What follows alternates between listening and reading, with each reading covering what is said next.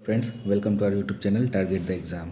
आज हम लोग वर्ष 2025 के टॉप 2000 प्लस करेंट अफेयर्स के सीरीज़ में पार्ट 49 देखेंगे। यह सीरीज़ जो है आने वाले exam BSSC CGL 4, BSO second, BSSC inter level, Bihar SI, SSC, railway और भी एग्ज़ाम्स के लिए इम्पोर्टेंट होने वाले हैं। देखते हैं, हमारा पहला क्वेश्चन है, भारत का प्रथम आईआईटी सैटेलाइट कैंपस कहाँ विकसित होगा? तो भारत का प्रथम आईआईटी सैटेलाइट कैंपस यह उज्जैन में विकसित होगा। विश्व वेटलैंड्स दिवस 2024 का अंतर्राष्ट्रीय सम्मेलन कहाँ आयोजित हुआ है?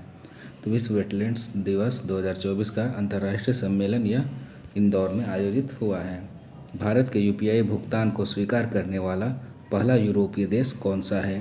तो भारत के यूपीआई भुगतान को स्वीकार करने वाला पहला यूरोपीय देश यह फ्रांस है। प्रधानमंत्री ने 27,000 करोड़ के तालाबीरा थर्मल पावर प्रोजेक्ट की आधारशिला कहाँ रखी है?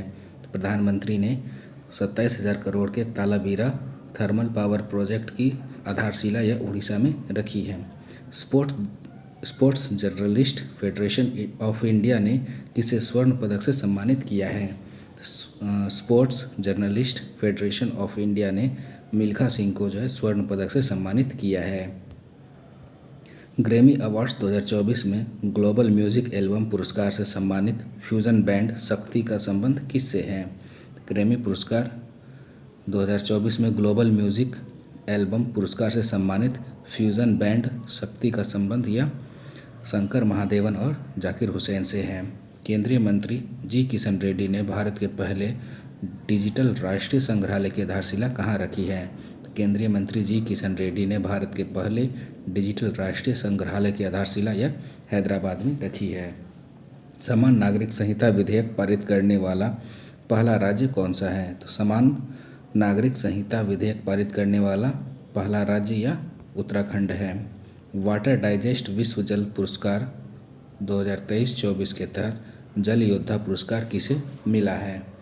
वाटर डाइजेस्ट विश्व जल पुरस्कार 2023-24 के तहत जल योद्धा पुरस्कार यह नोएडा प्राधिकरण को मिला है। WHO नेल्सन मंडेला पुरस्कार से किसे सम्मानित किया गया है? तो WHO नेल्सन मंडेला पुरस्कार से निमहांस को सम्मानित किया गया है। सारथी पहल का शुभारंभ किस मंत्रालय ने किया है? सारथी पहल का शुभारंभ यह कृषि एवं किसान कल्याण मंत्रालय द्वारा किया गया है। स्विट्जरलैंड के जंगफ्राउजोक में मशहूर आइस पैलेस में किसकी स्मारक पट्टिका लगाई गई है? स्विट्जरलैंड के जंगफ्राउजोक में मशहूर आइस पैलेस में नीरज चोपड़ा की स्मारक पट्टिका लगाई गई है। अंतर्राष्ट्रीय न्यायालय का अध्यक्ष किसे नियुक्त किया गया है? तो अंतर्राष्ट्रीय न्यायालय का अध्यक्ष यह नवाफ सलाम को नियुक्त किया गया है। अंतर्राष्ट्रीय लघु चाय धारक परिसंघ का 25वां सत्र पहली बार भारत में कहाँ आयोजित हुआ? तो अंतर्राष्ट्रीय लघु चाय धारक परिसंघ का 25वां सत्र पहली बार भारत में असम में आयोजित हुआ है। बाल उत्पीड़न क्षमा घोटाले में किस देश की राष्ट्रपति कैटलिन नोवाक ने इस्तीफा दिया है? तो बाल उत्पीड़न क्षमा घोटाले में हंगरी की राष्ट्रपति कैटलिन नोवाक ने जो इस्तीफा दिया है। मौत की सज़ा प्राप्त सभी 8 पूर्व भारतीय नौसैनिकों को किस देश की अदालत ने रिहा किया है? मौत की सज़ा प्राप्त सभी 8 पूर्व भारतीय नौसैनिकों को कतर की अदालत ने जो है रिहा किया है। सुप्रीम कोर्ट ने चुनावी बॉन्ड योजना को किस अनुच्छेद के तहत असंवैधानिक घोषित किया है? तो सुप्रीम कोर्ट ने चुनावी बॉन्ड को अनुच्छेद 19(1)(a) के तहत असंवैधानिक घोषित किया है। यूएई के वर्ल्ड गवर्नेंस समिट 2024 में किसे 9वें गवर्नमेंट टेक पुरस्कार से सम्मानित किया गया है? तो यूएई के वर्ल्ड गवर्नमेंट समिट 2024 में भारत को गवर्नमेंट टेक पुरस्कार से सम्मानित किया गया है। असम ने किसे आधिकारिक राज्य फल के रूप में नामित किया है? तो असम ने जो है काजी नेमू को राज्य फल के रूप में नामित किया है। मिस वर्ल्ड 2024 का खिताब किसने जीता है? तो मिस वर्ल्ड 2024 का खिताब क्रिस्टीना पिस्जुकोवा ने जीता है। द इकोनॉमिस्ट इंटेलिजेंस यूनिट के लोकतंत्र सूचकांक 2023 में भारत को कौन सा स्थान मिला है? तो द इकोनॉमिस्ट इंटेलिजेंस यूनिट के लोकतंत्र सूचकांक 2023 में भारत को 41वां स्थान मिला है। प्रवासी प्रजाति संरक्षण सम्मेलन CMS COP14 कहाँ आयोजित हुआ?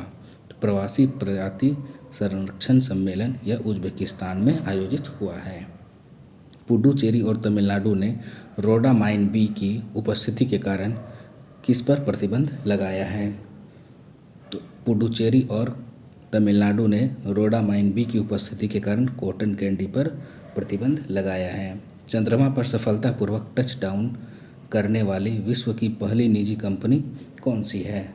चंद्रमा पर सफलतापूर्वक टच डाउन करने वाली विश्व की पहली निजी कंपनी यह इंट्यूटिव मशीन्स है।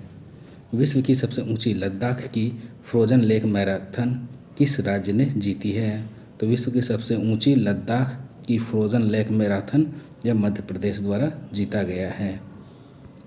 भारत की पहली गति शक्ति अनुसंधान पीठ कहाँ स्थापित होगी?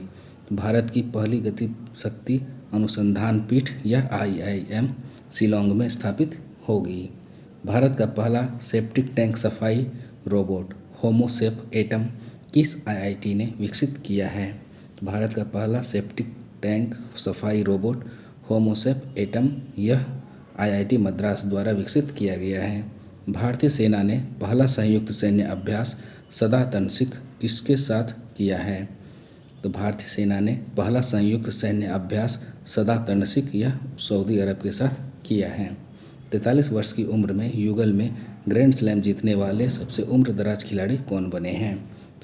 43 वर्ष की उम्र में युगल में ग्रैंड स्लैम जीतने वाले सबसे उम्रदराज खिलाड़ी यह रोहन बोपन्ना बने हैं।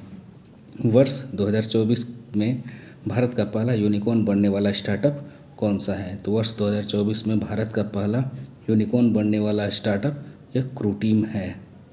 आशा करता हूँ कि वीडियो आप लोगों को पसंद आया होगा। चैनल को सब्सक्राइब करें, वीडियो को लाइक और शेयर करें। धन्यवाद।